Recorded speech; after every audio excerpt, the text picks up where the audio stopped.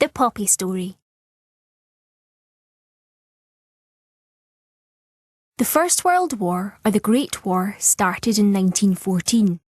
The British Empire and their allies, France, Russia, Italy, and America, fought a war against Germany, Austria-Hungary, and the Ottoman Empire.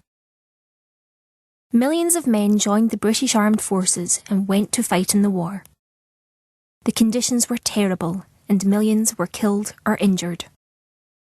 Those that did return home would never be the same again.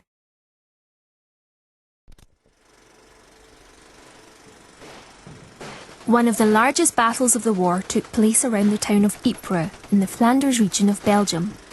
While serving in Flanders, a young Canadian soldier called John McCrae noticed how bright red poppies grew wild amid the war-torn landscape.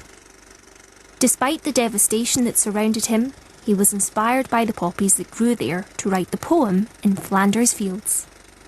His poem became very popular, and the bright red poppy would soon be adopted as a symbol to remember all those who had fought in the war.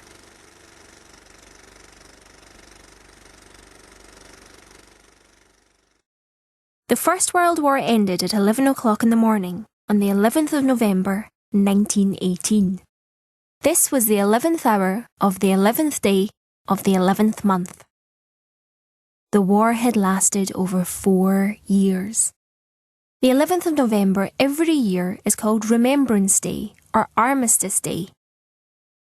After the war ended, people started making paper poppies to sell. They sold poppies to raise money to help the millions of sailors, soldiers and airmen who were coming home from the war.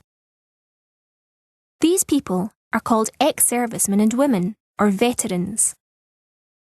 On Remembrance Day, people wear a poppy, and at 11 o'clock in the morning, the same time the war officially ended in 1918, there was a 2-minute silence. This is for people to remember all the veterans who have served their country in a war, not just the First World War. Remembrance Day happens every year around the world. The poppy isn't the same everywhere. Some countries use different designs for their poppy. In England, Wales and Northern Ireland, the poppy has 2 petals and a leaf.